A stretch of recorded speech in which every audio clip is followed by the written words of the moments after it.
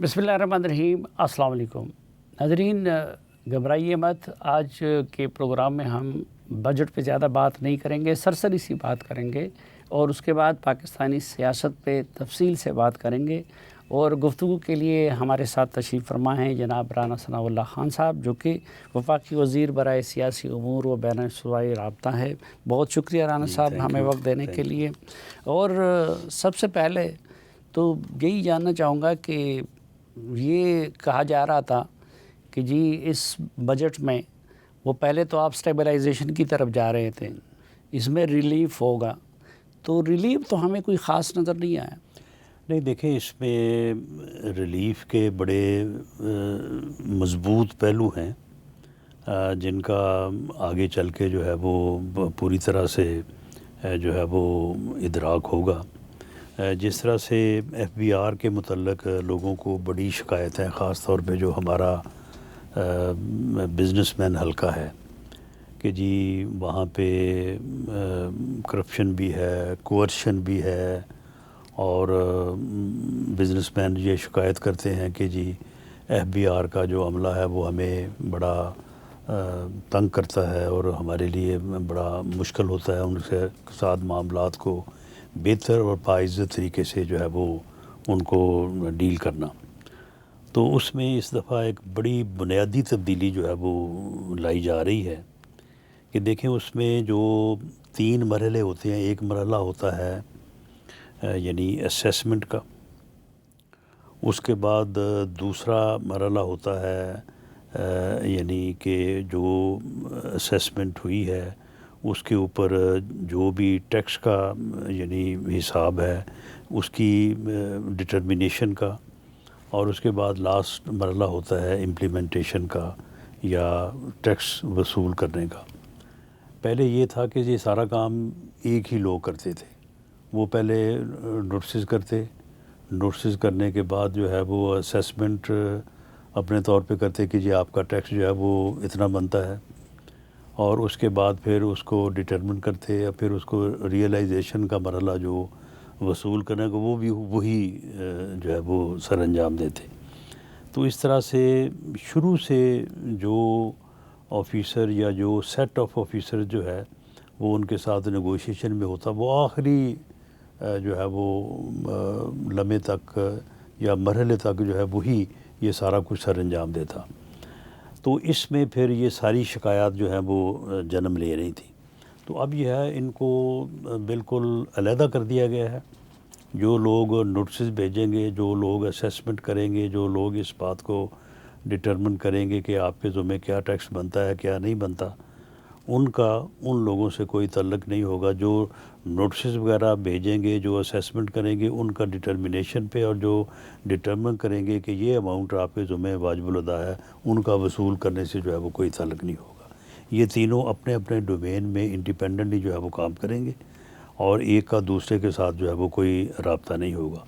تو اس سے جو شکایات بزنس مین کو تھی وہ اس میں کافی کمی آئے گی، اور یہ سارا جو ہے یہ چیمبرز کی اور بزنس مین کمیونٹی کی جو ہے وہ بڑی ایکٹیو کنسلٹیشن کے ساتھ جو ہے یہ اس کو پوری طرح سے ترتیب دیا ہے۔ اس کے ساتھ سپر ٹیکس جو ہے اس میں جو ہے وہ کمی لائی گئی ہے۔ جو سلیب ہے اس کی اس کو جو ہے وہ تھوڑا ٹون ڈاؤن کیا گیا ہے۔ تو اس طرح سے بہت سارے اقدامات ایسے کیے گئے ہیں کہ جن سے جو ہے وہ ایز ان بزنس کا جو کانسیپٹ ہے اس کو آگے بڑھایا جائے گا۔ یہ تو سرمایہ داروں کا معاملہ ہوا، سپر ٹیکس جیسی چیزیں۔ جو غربت ہے وہ 2018 کی بنسبت اب 7 گنا مزید بڑھ گئی ہے۔ اس وقت تقریباً 29% غربت آپ لوگوں کے ڈاکومنٹس میں بتایا گیا ہے۔ تو غربت کے خاتمے کے لیے جو انتہائی غریب ہے اس کے لیے اس بجٹ پہ کیا ہے؟ دیکھیں اس میں جو ہے یہ جنگ کا المیہ جو ہے وہ اس خطے کو درپیش ہوا ہے، تو اس میں ہماری ان ایفرٹس کو بھی کافی نقصان پہنچا ہے جو گورنمنٹ اس مرتبہ جو ہے جو ریلیف دینے جا رہی تھی یا جس کے اوپر کام ہو رہا تھا یا جس قسم کی منصوبہ بندی تھی کہ اس طرح سے جو ہے وہ لوگوں کو جو ہے وہ ریلیف پہنچایا جائے گا۔ دوسرا اس میں یہ ہے کہ دیکھیں جو کساد بازاری ہے جو کہ اس وقت پوری دنیا کا آلموسٹ جو ہے وہ ایک پوری دنیا کو اس المیے سے جو ہے وہ واسطہ پڑا ہوا ہے، تو اس وجہ سے یقیناً جو ہے وہ بے روزگاری میں اور بے روزگاری میں اضافہ ہوگا تو یقیناً پھر جو ہے وہ غربت میں بھی اضافہ ہوتا ہے۔ تو اس کا سامنا تو ہے، لیکن اس میں جو ایفرٹس اب تک اکانومی کو یعنی مستحکم کرنے میں اور ڈیفالٹ سے بچنے پہ جو ایک مرحلہ جو ہمیں درپیش تھا، اس مرحلے سے جو ہے وہ بڑی کامیابی کے ساتھ انڈر دی لیڈرشپ آف وزیر اعظم میاں شہباز شریف جو ہے وہ گورنمنٹ جو ہے وہ باہر آ چکی ہے۔ اور اب اگر یہ جنگ کا مرحلہ یا المیہ درپیش نہ ہوتا تو شاید آج ہم بہت زیادہ جو ہے وہ وائس یعنی بڑے اعلان طریقے سے جو ہے وہ اس بات کا اعلان کرتے کہ اب اس مرحلے کو ختم کرنے کے بعد اب ہم نیکسٹ جو ہے وہ ویلفیئر اور لوگوں کی بہتری اور غربت کو دور کرنے اور لوگوں کو کامن مین کو جو ہے وہ یہ چیزیں جو ہیں ان کو بینیفٹ کرنے کے لیے جو ہے وہ جا رہے ہیں۔ تو اس میں بہرحال کمی آئی ہے، لیکن بہرحال پھر بھی ان چیزوں کا جو ہے وہ آغاز کر دیا گیا ہے، اور آنے والے مہینوں اور جو نیکسٹ ہمارے بجٹس ہوں گے یقیناً اس بات کی بھی امید کی جانی چاہیے، اور اللہ اس میں ہمیں جو ہے وہ سرخرو کرے کہ یہ جنگ جو ہے یہ ختم ہو، اور اس خطے میں اس کے ختم ہونے سے شاید جتنے بڑے بینیفیشری ہم ہوں گے شاید کوئی اور نہ ہو۔ یعنی صرف ایک جو سائیڈ ہے اس کی طرف اگر آپ دیکھیں کہ اگر اس جنگ کے نتیجے میں ایران کے اوپر سینکشنز جو ہے وہ ختم ہو جاتی ہیں تو پاکستان کو اس وقت مہنگی گیس اور مہنگا پیٹرول کا جو مسئلہ ہے اس میں جو ہے وہ یعنی بہت بڑا فرق آئے گا۔ آپ کو میسر بھی آئے گی یہ دونوں چیزیں اور سستی بھی ہوں گی، اور اس سے آپ یہ دیکھ لیں کہ پیٹرول کی قیمتیں بڑھی ہیں تو ہر طرف مہنگائی نے آگ لگا دی ہے۔ تو اگر اسی طرح سے جو ہے یہ پھر ڈاؤن ہوگی، سستی ہوگی، تو پھر یقیناً جو ہے وہ ہر طرف جو ہے وہ لیکن رانا ریلیف کا صاحب احساس اب ہوگا۔ اس ہفتے میں چونکہ امن کی باتیں ہو رہی اور انشاءاللہ معاہدہ ہو بھی جائے گا تو $83 تک آ گیا، اتنی کمی ہوئی تیل کی قیمت میں عالمی مارکیٹ میں، لیکن دوسری طرف حکومت کی طرف سے صرف $4 دیا گیا، اور دوسری طرف جو لیوی ہے وہ لیوی جنگ سے پہلے بھی $100 سے زیادہ تھی اور اب بھی $140 لیوی وہ لیا تو ان بلٹ ہے نا، یعنی جب آپ پورے سال کا بجٹ بناتے ہیں تو اس بجٹ میں جو ہے وہ اخراجات اور انکم جو ہے وہ طے ہوتے ہیں کہ آپ نے ان سورسز سے یہاں سے آپ کو یہ ریسورسز جو ہیں وہ آپ کو دستیاب ہوں گے، اور یہاں پہ جو ہے وہ آپ نے خرچ کرنے ہیں۔ تو یہ لیوی جو ہے یہ کوئی جنگ کے زمانے میں بڑھائی یا کم تو کی گئی، لیکن بعد میں پھر دوبارہ اس کو جو ہے وہ اپنی پہلی ریشو پہ لے جایا گیا۔ کچھ وقت کے لیے کم ہوئی تھی جب قیمتیں جو ہے وہ بہت اوپر چلے گئی تھیں، تو یہ تو ان بلٹ ہے، وہ تو بجٹ میں بجٹڈ تھی، تو اس لیے جو ہے وہ تو جو ہے وہ تو ہے، اور اس وقت تک رہے گی جب تک آپ IMF کے جو ہے وہ شرائط سے یا IMF کا جو ایگریمنٹ ہے اس سے باہر نہیں آ جاتے۔ FBR اپنے ٹارگٹ اچیو نہیں کر سکتی تو اس کا زور عام آدمی سے پہ ڈالا جاتا ہے؟ نہیں دیکھیں، اگر FBR اپنے ٹارگٹ اچیو نہیں کر پا رہی تو اس میں جو ہے وہ کس سے نہیں کر پا رہی؟ یا مثال کے طور پہ یہ جو ٹریڈرز کے لیے جو ہے وہ فکس ٹیکس اسکیم لے کے آئے ہیں، تو یہ جو ٹریڈرز ہیں جو دکاندار ہیں تو وہ کوئی سرمایہ دار تو نہیں ہے نا، ان دکانداروں میں عام دکاندار بھی ہے، چھوٹا دکاندار بھی ہے، بلکہ چھوٹا دکاندار زیادہ ہے۔ اب آپ دیکھیں نا ایگریکلچر انکم ٹیکس کے اوپر کتنا وابلہ ہوتا ہے، وہ جی جاگیردار اسمبلیوں میں بیٹھے ہیں، جاگیردار حکومت میں بیٹھے ہیں، جی وہ سارا وہ یہ کر رہے ہیں وہ کر رہے ہیں، حالانکہ 92% لوگ جو ہے وہ چھوٹا کاشتکار ہے، جس کی 3 ایکڑ اور 5 ایکڑ جو ہے وہ زمین ہے، تو 92% تو وہ لوگ ہیں. ٹوٹل 8% لوگ ایسے ہیں کہ جن کے پاس جو ہے وہ کوئی 100 ایکڑ سے جو ہے وہ زیادہ ہے. بلکہ اگر وہ 100 ایکڑ تک اب 100 ایکڑ بھی جو اراضی ہے وہ بھی کوئی اتنی رانا صاحب یہی تو اتنی بڑی ٹریجڈی عیاشی ہے نہیں ہے. کہ چند اگر لوگوں ان کو کے بھی پاس نکال دیں تو میرا خیال 2% یا 3% یہی لوگ جو ہے تو وہ بچتے ٹریجڈی ہے ہیں. کہ لیکن واویلا دیکھیں کتنا ہوتا چند ہے. لوگوں کے پاس دولت بھی حد سے زیادہ ہے اور زمینیں بھی حد سے زیادہ ہے اور پھر باقی لوگوں کے ساتھ نہ ہونے کے برابر ہیں. تو وہ جو بڑے بڑے سرمایہ داروں اور بڑے بڑے جاگیرداروں کو ٹیکس کیوں نہیں کیا جاتا؟ نہیں ٹیکس تو کیا جاتا ہے، بلکہ ان کو تو ٹیکس اس مرتبہ جو ہے یہ سپر ٹیکس جو ہے اس میں کمی لائی جا رہی ہے اور اس کے اوپر بہت زیادہ ہو اینڈ کرائی تھا اور بہت زیادہ ٹیکس تھا اور اس میں کچھ تھوڑی بہت ایگزیجریشن بھی ہے. تو بعض یہ جو بڑی کمپنیز اور بڑے لوگ ہیں وہ تو کہتے ہیں 60% تک ہمیں جو ہے وہ ہم ٹیکس ہوتے ہیں. مختلف ڈائریکٹ اور انڈائریکٹ ٹیکسز کو اگر اکٹھا کریں تو وہ کہتے ہیں کہ ہم تو اگر 100 روپے کماتے ہیں تو اس میں سے ہمیں 60-70 روپے جو ہے وہ ہمیں دینے پڑتے ہیں گورنمنٹ کو. تو اس لیے بڑے لوگوں پہ، بڑی کمپنیز پہ جن کی انکم جو ہے وہ کروڑوں میں ہے، وہ ان کے اوپر کوئی ٹیکس کم نہیں ہے، ان کے اوپر پورا ٹیکس ہے. باقی معاملہ یہ ہے کہ اب یہ دیکھیں جو فکس ٹیکس کی اسکیم لائی گئی ہے تو اس میں دکانداروں کو بڑا انسینٹو دیا گیا ہے. تو اب اگر ان سے آج تک FBR کلیکشن میں ناکام رہی ہے تو اس ناکامی کے پیچھے عام آدمی کے ساتھ سختی نہ کرنے کا جو یعنی رویہ ہے گورنمنٹ کا وہ بھی شامل حال تھا. کوئی ایسا نہیں ہے کہ وہ ناکامی جو ہے وہ اس وجہ سے ہے کہ FBR جو ہے وہ ٹیکس اکٹھا نہیں کرنا چاہتے. ٹیکس تو وہ اکٹھا کرنا چاہتے ہیں.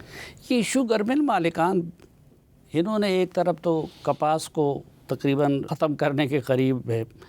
کپاس سے ملک میں زر مبادلہ بھی آتا تھا، پانی بھی کم استعمال ہوتا تھا اور ان کو سبسڈی دی جاتی ہے جب چینی برآمد کرتے ہیں اور جب لاتے ہوئے بھی تو واپس تو پھر بھی ان کو ہمیں سبسڈی دینی پڑتی ہے. تو شوگر مل مالکان پہ ہاتھ کیوں نہیں ڈالا جاتا؟ ان سے کیا خوف ہے؟ دیکھیں شوگر مل مالکان کے اوپر بھی ہاتھ ڈالا گیا ہے اور وہ ایک پراپیگنڈا جو ہے وہ زیادہ ہو جاتا ہے. معاملہ یہ ہے کہ اس وقت بھی جو شوگر کی پیداوار ہے وہ جتنی ملک کی ضرورت ہے، کوئی اگر آپ یہ سمجھیں کہ اس سے اوور اینڈ ابو بہت زیادہ ہے تو ایسا بھی نہیں ہے، لیکن کم بھی نہیں ہے. لیکن یہ ہے کہ بعض دفعہ جو ہے وہ اگر الاؤ کیا گیا کہ آپ اس کو ایکسپورٹ کریں اور اس دوران جو ہے جو وہ جس کو سٹا آپ کہتے ہیں تو وہ دراصل کام جو ہے نا وہ بگاڑتا ہے. اور جب ان کے اوپر پھر سختی ہوتی ہے تو پھر جو ہے وہ کہا جاتا ہے کہ جی دیکھیں مل مالکان کو تو کوئی نہیں پوچھ رہا تو ان کو پکڑ لیا گیا. حالانکہ مل مالکان اور عام کنزیومر جو ہے اس کے درمیان جو جسے یعنی ڈیلر کہا جاتا ہے، سارا مسئلہ بگاڑتے وہی ہیں، وہی سٹاک کرتے ہیں، وہی مل والوں سے انہوں نے پہلے سے سودے کیے ہوتے ہیں. تو یہ اس مرتبہ بھی انہوں نے گڑبڑ کی، پھر گورنمنٹ نے تھوڑا ان کے اوپر سخت ہاتھ ڈالا، اس کے اوپر ہیو اینڈ کرائی تو ہوا لیکن بہرحال پھر معاملات کنٹرول ہو گئے. ٹھیک ناظرین، ایک مختصر بریک لیتے ہیں اور رانا صاحب طباعی رابطہ کے وزیر بھی ہیں تو ان سے صوبوں کے معاملات پہ تھوڑی سی گفتگو ہوگی. ہمارے ساتھ رہیے.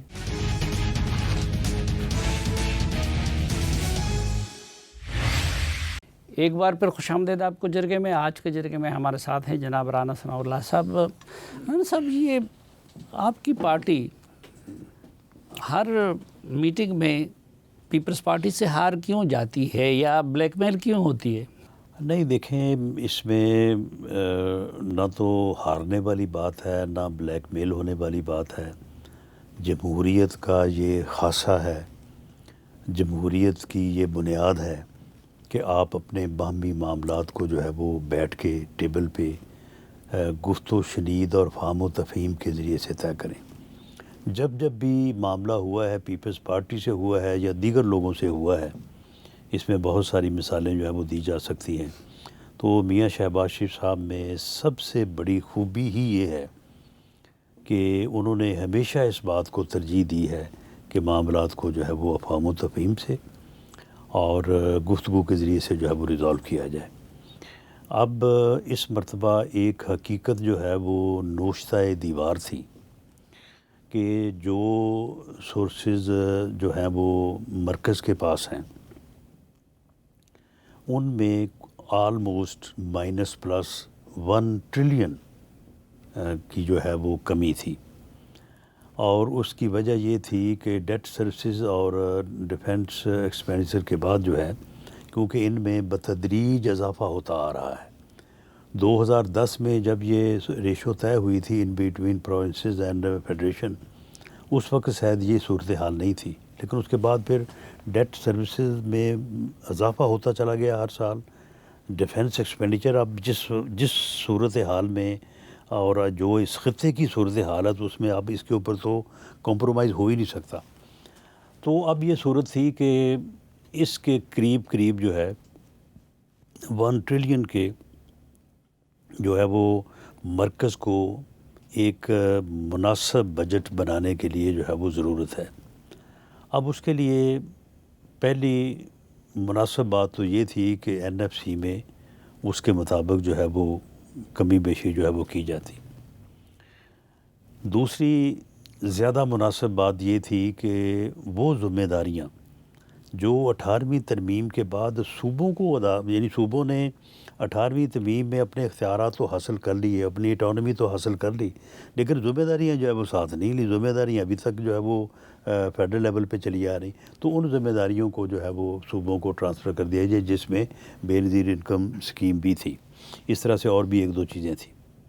اب پیپلز پارٹی نے اس کے اوپر موقف یہ اختیار کیا، میں اس کو نہ ضد کہوں گا، نہ اس کو میں بلیک میلنگ کہوں گا، انہوں نے موقف یہ اختیار کیا کہ NFC ایوارڈ میں اگر شیئرز میں رد و بدل کیا گیا تو اس کا جو ہے نا وہ کوئی اچھا میسج نہیں جائے گا، تو کیوں نہ ہم ٹیکس کلیکشن میں اور ریسورسز کو جو ہے وہ ان کو بڑھانے پہ توجہ دیں، اور جب سورسز جو ہے وہ بڑھ جائیں گے تو پھر لازمی ہے کہ صوبوں کا حصہ بھی بڑھ جائے گا تو مرکز کا بھی بڑھ جائے گا، تو ہم اس کمی کو اس طرح سے دور کریں اور NFC میں جو ہے وہ ہم نہ لائیں اس میں تبدیلی۔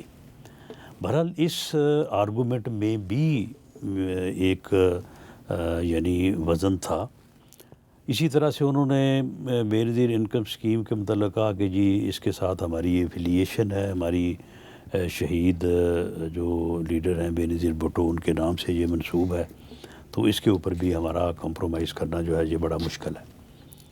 تو فیڈرل گورنمنٹ نے، یا پرٹیکولرلی آپ اس بارے میں میاں شہباز شریف صاحب کو جو ہے وہ بائی نیم کہہ سکتے ہیں، کہ انہوں نے ضد کا راستہ، ہٹ دھرمی کا راستہ اختیار نہیں کیا، بلکہ ایک team under the leadership of جو ہے اسحاق ڈار صاحب جو ہمارے نائب وزیر اعظم اور وزیر خارجہ ہیں وہ بنائی۔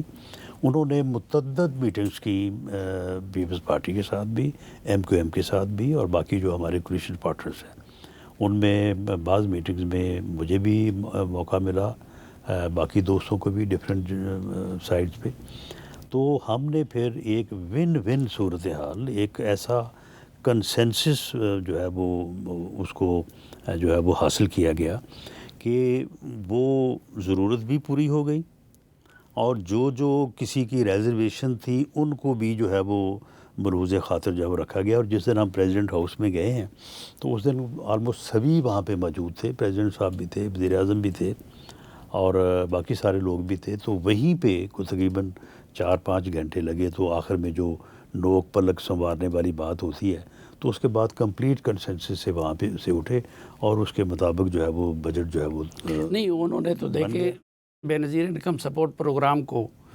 مرکز کے پاس ہی برقرار رکھا اور اس کی مالیت بھی بڑھا دی۔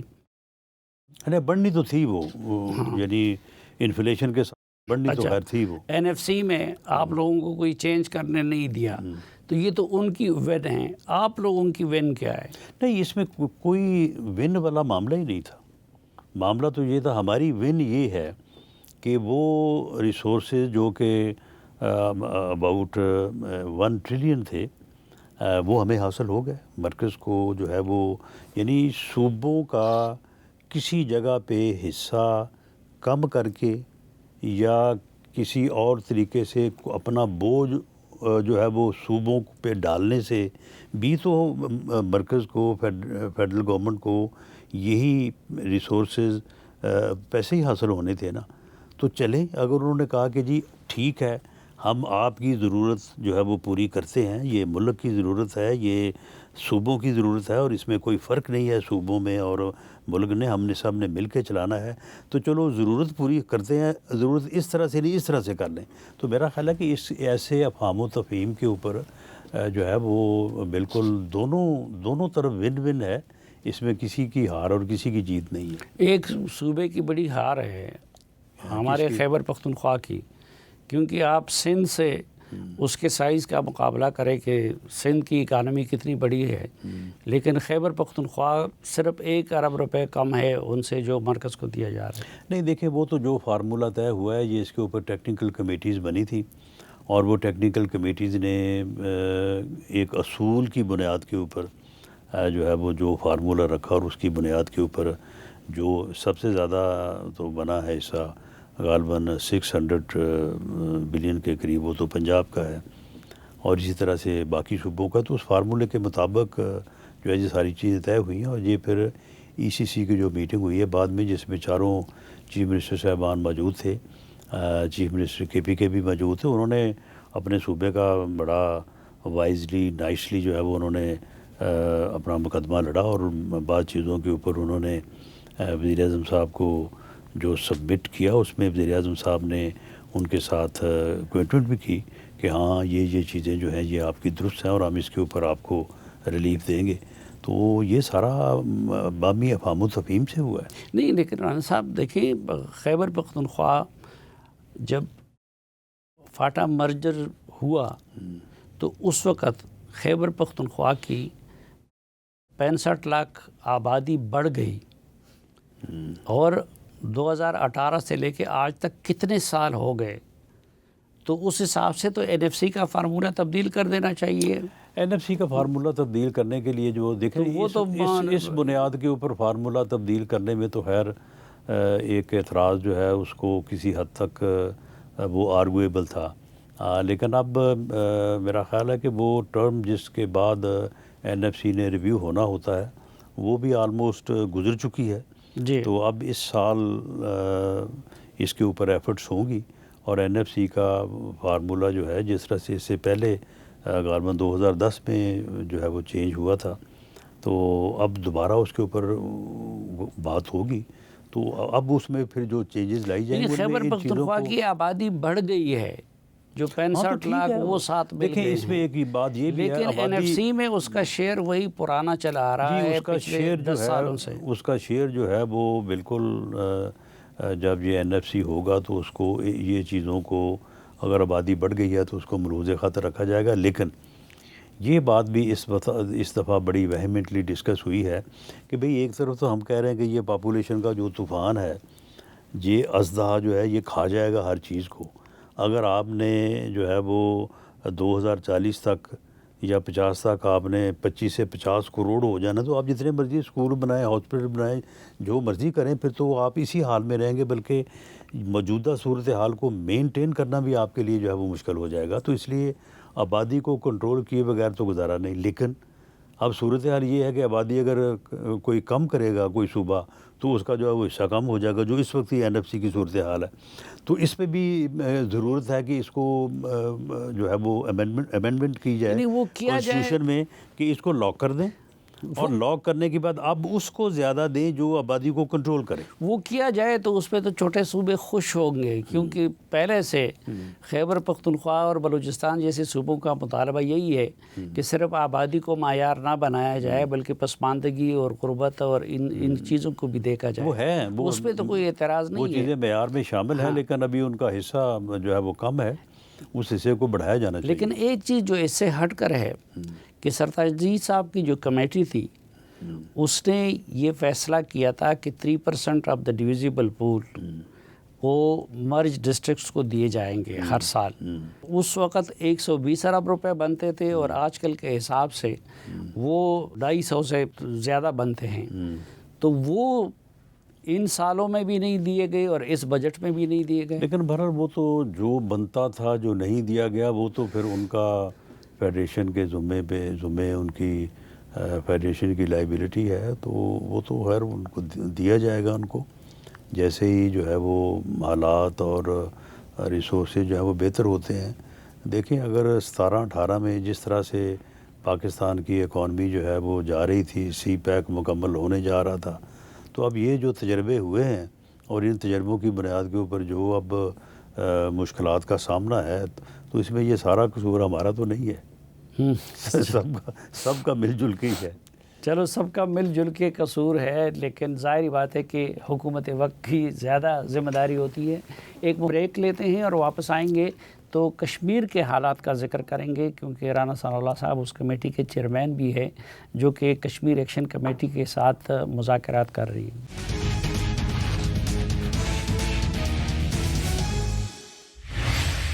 ایک بار پھر خوش آمدید آپ کو جرگے میں. رانا ثناء اللہ صاحب، قبل اس کے کہ ہم کشمیر کا ذکر شروع کریں، یہ جو کراچی کو آپ لوگوں نے پہلے یہ بھی بات تھی کہ جی کراچی کو وفاق کے زیر انتظام لایا جا رہا ہے یا اس کے لیے آپ لوگ کوشش کر رہے تھے، تو اس کا کیا ہوا اور کراچی کو بجٹ میں کیا دیا؟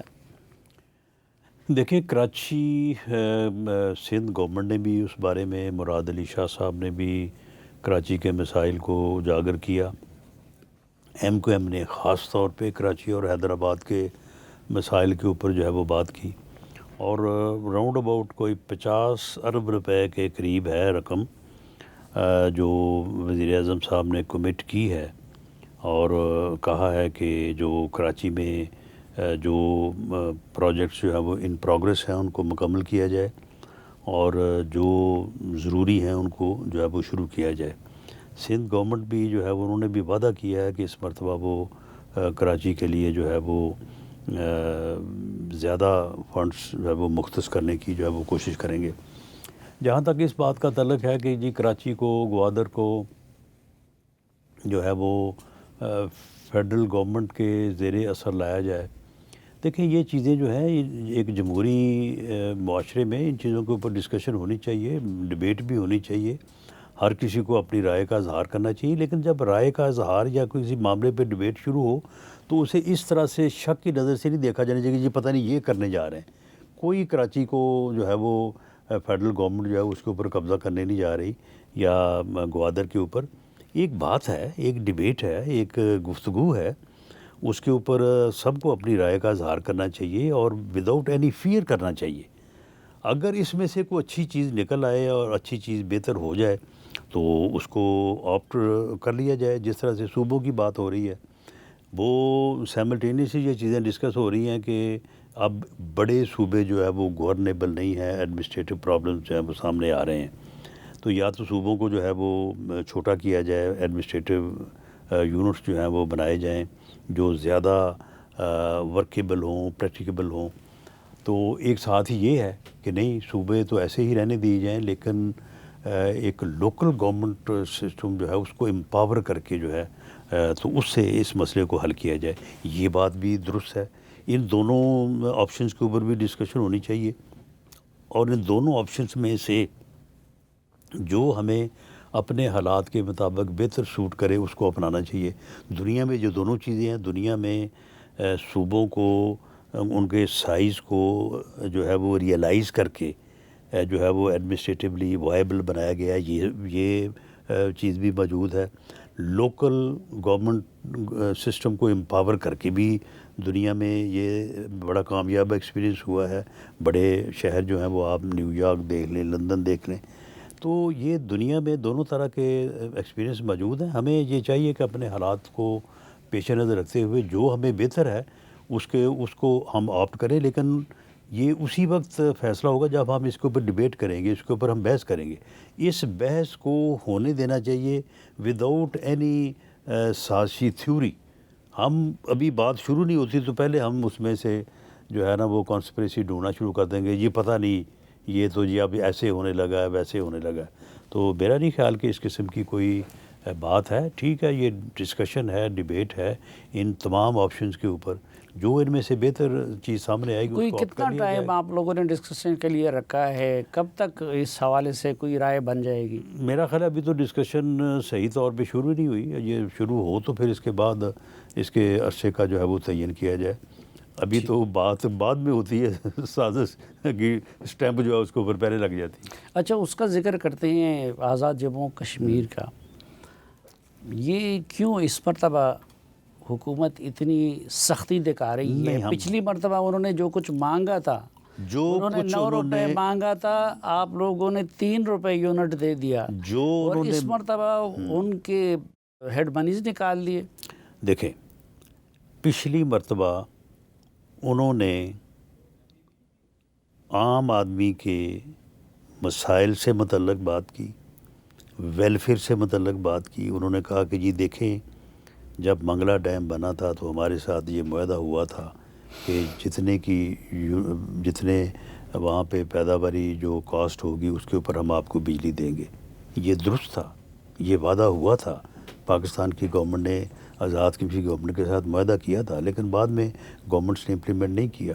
انہوں نے کہا کہ جی ہمیں سبسڈی دیں گندم کے اوپر، جو ہے وہ تقریباً 2000 روپے پر من کی. یہ بھی کسی وقت ان کے ساتھ یہ بات ہوئی تھی. میاں شہباز شریف صاحب نے بغیر اس بات کو یہ دیکھتے ہوئے کہ پولیٹیکلی یہ کسی کے فائدے میں جائے کسی کے نقصان میں، انہوں نے کہا کہ یہ جب لوگوں کے ویلفیئر کی بات ہے اور اب یہ سامنے آئی ہے تو ہم اس کے اوپر کیوں نہ سنجیدگی کے ساتھ جو ہے وہ غور کریں. یہ دونوں مین مطالبات جو ہے وہ ان کے تسلیم کیے گئے. اب وہاں سے ان کو چاہیے تھا کہ اپنے اس ویلفیئر کے اور لوگوں کی جو ہے وہ خدمت کے اس سفر کو اسی سمت میں جو ہے وہ جاری رکھتے. انہوں نے یہ کیا کہ اگلی دفعہ انہوں نے جو اپنے مطالبات پیش کیے ان کے ساتھ انہوں نے ایک قانونی اور آئینی مطالبہ بھی پیش کر دیا کہ جی مہاجرین کی 12 سیٹیں جو ہیں وہ ختم کی جائیں. انہوں نے جو مطالبات لوگوں کی ویلفیئر کے لیے کیے تھے وہ سب ہم نے تسلیم کیے اور ہم نے کہا کہ اس کے اوپر ہم کام کریں گے. بلکہ ایک ان کا مطالبہ جو بجلی کی ریہیبلیٹیشن کا تھا وہ مطالبہ آزاد کشمیر گورنمنٹ کی طرف سے بھی تھا، وہاں کی پولیٹیکل پارٹیز کی طرف سے بھی تھا، ان کی طرف سے بھی تھا. اس کے اوپر تقریباً 10 ارب روپے کی رقم جو ہے وہ درکار تھی. وزیر اعظم میاں شہباز شریف صاحب نے وہ بھی مہیا کی اور ان کو کہا کہ دیکھیں یہ جو آئینی اور قانونی مسئلہ ہے اس کے اوپر ایک کمیٹی بنا دیتے ہیں جس میں پرومیننٹ جو ہے وہ لائر ہوں، وہ بیٹھ کے اس کا کوئی آئینی اور قانونی راستہ جو ہے وہ نکال لیں. یہ بات ہو گئی. اب جب الیکشن ہونے والے ہیں تو انہوں نے، میں یہ بالکل کہنے کی جو ہے وہ معذرت سے کہوں گا کہ ود میلافائڈ انٹینشن انہوں نے جنوری میں 9 جون کے لانگ مارچ کی جو ہے وہ کال دے دی. کیوں؟ کیونکہ 4 اگست سے پہلے جو ہے وہ وہاں پہ الیکشن ہونے ہیں. اب 4 اگست سے پہلے آپ 60 دن لے لیں، 4 اگست سے 4 جولائی اور اس کے بعد آ گیا 4 جون. اب ان 60 دنوں میں 45 دن کا آپ نے شیڈول اناؤنس کرنا ہے اور آزاد کشمیر لیجسلیٹو اسمبلی کے الیکشن ہونے ہیں. انہوں نے اس چیز کو مد نظر رکھتے ہوئے کہ ہم الیکشن نہیں ہونے دیں گے، کیونکہ اگر الیکشن ہوں گے، الیکٹڈ لوگ سامنے آئیں گے تو ہماری دکانداری جو ہے نا وہ پھر ماند پڑ جائے گی اور ہم اس کو اسی طرح سے جو ہے وہ چلاتے رہیں. انہوں نے یہ لانگ مارچ کی کال دی. 30 جون کو ہم دوبارہ وہاں پہ گئے. میرے ساتھ پی ایم ایل این کی طرف سے امیر مقام صاحب تھے، ڈاکٹر طارق فضل تھے، چودھری احسن اقبال صاحب تھے، پیپلز پارٹی کے قمر الزمان کائرہ صاحب تھے، راجہ پرویز اشرف صاحب تھے، وزیر اعظم آزاد کشمیر فیصل اٹھور صاحب ہمارے ساتھ بیٹھے. ہم نے ان کو سامنے بٹھایا اور برابری کی بنیاد پہ بٹھایا. یعنی مطالبہ کرنے والے اور حکمرانوں کی وہاں پہ کوئی میٹنگ نہیں ہوئی. بھائیوں کی طرح ہم نے ان کو اپنے ساتھ عزت دی، ان کو بٹھایا اور ان کے ایک ایک مطالبے پہ اوپر جہاں کہیں کوئی کمی کوتاہی تھی وہ پوری کی، جو کام ہوا تھا اس کی ان کو رپورٹ پیش کی. جب آپ یہاں پہ بات آ گئی تو ہم نے ان سے کہا کہ دیکھیں یہ ایک آئینی اور قانونی مسئلہ ہے، اس کو ایجیٹیشن کی بنیاد کے اوپر یا 2 فریقین ہم اور آپ ادھر کمرے میں بیٹھے اور فیصلہ کر دیں مہاجرین کی سیٹوں کا. مہاجرین وہ ہیں جن کی قربانیوں کی وجہ سے تحریک آزادی جو ہے جموں کشمیر کی وہ روشن ہے.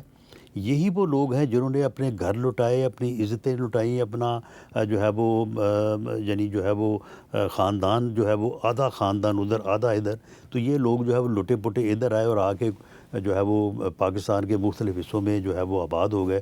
مقبول بٹ جو سارے ہی شہداء جو ہیں وہ باعث احترام ہیں اور اس تحریک کے جو ہے وہ تابندہ ستارے ہیں، لیکن ان میں سب سے زیادہ چمکنے والا ستارہ مقبول بٹ وہ مہاجر تھا۔ اس کی فیملی بھی ادھر آگے پشاور میں جو ہے وہ آباد ہوئی، اب بھی شاید وہیں پہ ان کے خاندان کے لوگ جو ہے وہ رہ رہے ہوں گے۔ اسی طرح سے اور 20 لوگ ہیں۔ تو ہم نے کہا کہ اس طرح سے یک طرفہ طور پہ ایک کمرے میں بیٹھ کے ان سیٹوں کو ختم کرنا جو ہے یہ پھر ایسا ہی اقدام ہوگا جیسا 5 اگست 2019 کو انڈیا نے لیکن کیا۔ مولانا صاحب سیٹوں کے خاتمے کا مطالبہ تو ان کا شروع دن سے تھا۔ نہیں، کوئی شروع دن سے نہیں تھا، بالکل نہیں تھا، ابتدائی مطالبات میں ان نہ کے کبھی شامل بھی تھا۔ نہیں، کبھی بھی نہیں، کبھی یہ پچھلی مطالبہ مرتبہ بھی جب انہوں نے دھرنا دیا تھا تو یہ مطالبہ اس میں نہیں، تھا۔ یہ اکتوبر میں جب انہوں نے اپنے مطالبات پیش کیے، جب انہوں نے یہ 3 روپے کی بجلی اور 2000 روپے پر من سبسڈی حاصل گندم پہ، اس وقت یہ مطالبہ نہیں تھا۔ اس کے بعد جب انہوں نے یہ اکتوبر 2025 میں مطالبات پیش کیے، اس وقت ان 35 سے 38 مطالبات کے ساتھ ایک یہ مطالبہ پیش کیا اور اس مطالبے میں جو ہے وہ پھر کمیٹی بنانے کے اوپر رضامند ہو گئے۔ ایک مطالبہ اس دفعہ بھی انہوں نے پیش کیا کہ جو الیکشن لڑتے ہیں تو اس میں جب حلف نامہ داخل کرتے ہیں تو اس حلف میں یہ ہوتا ہے کہ آزادی کے بعد جو کشمیر ہے وہ پاکستان کے ساتھ الحاق کرے گا، اس کو بھی نکالیں بیچ میں سے۔ دیکھیں نا، یہ وہ چیزیں ہیں کہ جن کی وجہ سے پھر جو ہے نا ان کے تانے بانے جب وہ پیچھے سے تلاش کیے گئے کہ ان کو کون پیچھے سے سبق دے رہا ہے، کون ان کو جو ہے وہ فنڈز دے رہا ہے، کون ان کو اس راستے پہ ہٹ درمی کے راستے پہ لگا رہا ہے، تو وہ پھر ساری چیزیں جو ہے وہ سامنے آئیں۔ کون دے رہا ہے؟ وہ ان کو جو ہے وہ بیرونی قوتوں کی طرف سے جو ہے وہ فنڈنگ بھی ہو رہی ہے، وہ وایا جو ڈائسپورا ہے ہمارا یو کے میں، اس کے جو ہے وہ ذریعے سے ہو رہی ہے۔ یہ انفارمیشن جو ہے وہ میں اس لیے اس وقت اس کے اوپر ٹو دی پوائنٹ بات اس لیے نہیں کرتا کیونکہ یہ اس کے اوپر جو پروسیکیوشن ہونی ہے تو یہ ساری چیزیں جو ہے وہ جب رائپ اپ ہوگی سامنے آئیں گی۔ اب آپ دیکھیں، ہم نے ان سے کہا کہ چلیں اس کے اوپر ریفرینڈم کروا لیتے ہیں، الیکشن ہونے جا رہا ہے، اس میں یہ بھی کویشچن رکھ دیتے ہیں اگر لوگ جو فیصلہ کریں وہ ٹھیک ہے۔ انہوں نے کہا نو۔ پھر ہم نے کہا کہ ایسا کریں کہ آل پارٹیز کانفرنس بلا لیتے ہیں، تمام پارٹی جو ہے وہ اس کے اوپر جو کہیں وہ لیجسلیٹو اسمبلی سے کہیں گے کہ اس کے مطابق عمل کرے۔ انہوں نے کہا نو۔